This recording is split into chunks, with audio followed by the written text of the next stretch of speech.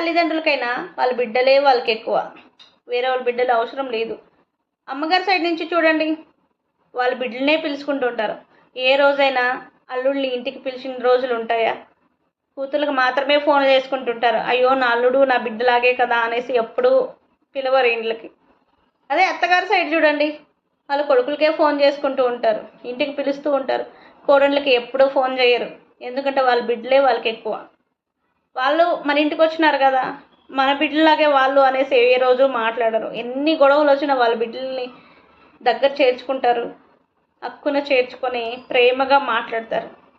అదే అల్లుళ్ళైనా పట్టించుకోరు, కోడళ్ళైనా పట్టించుకోరు. ఏ అమ్మగారికైనా ఏ తల్లిదండ్రులకైనా వాళ్ళ బిడ్డలు ఎన్నన్నా చేయని తప్పు అనిపించదు. వేరే వాళ్ళ బిడ్డలు ఒక్క మాట అన్నా లేదా వేరే వాళ్ళు ఒక్క మాట అన్నా చాలా పట్టింపు ఉంటుంది. ఒకటి గుర్తుపెట్టుకోండి, మన ఇంటికి వచ్చిన తర్వాత వాళ్ళు మన బిడ్డలే, సమానంగా చూడండి. అల్లుళ్ళైనా అయ్యో నా బిడ్డే కదా అని దగ్గర చేర్చుకోవడం నేర్చుకోండి.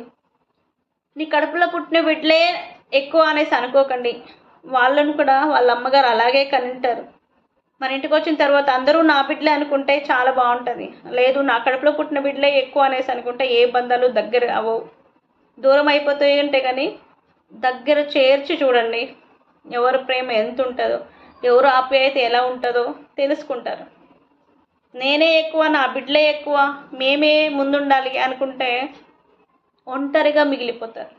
జీవితంలో కష్టం వచ్చినా నష్టం వచ్చినా సంతోషంగా బతుకుతారు. అందరూ నా వాళ్ళే అనుకోవాలి, నా బిడ్డలే నాకు ఎక్కువ అనుకోకూడదు.